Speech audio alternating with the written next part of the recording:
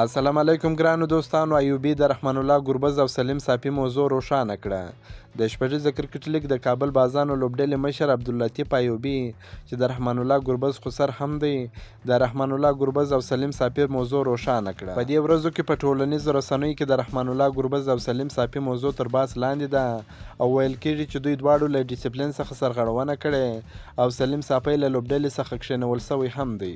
ایوبي لیکلی دی د دواړو لوبغاړو ډیسپلین موضوع د خو دواړې موضوعګانې جلا دي. اول د رحمان الله ګربز موضوع. رحمان الله ګربز په استرالیا کې د پریکټس سیشن ته په ټاکلي وخت نه حاضر سوی چې له هغه وروسته د دوی هیډ کوچ یو ډیر سخت انسان دی. له دې وړاندې راشد خان هم ورسره خفه سوی و. رحمان الله ګربز ته ډېرې بدې ردې ویلې وې چې په رحمان الله ګربز باندې بدې لګېدلې دي. هغه زیاته کړې ده له هغه وروسته منیجر سره چې منهاج دی هم خوله وهلې ده او لفظي شخړه یې ترمنځ سوې ده.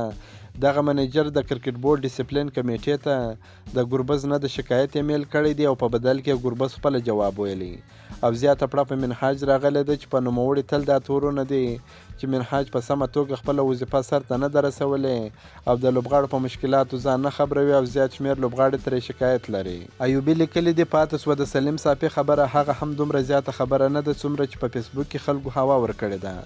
فقط لفظي خبرې سوي دي. په دې خبرو نه د استرالیا پولیسو کوم اکشن اخیستی دی او نه هم آی سی سی.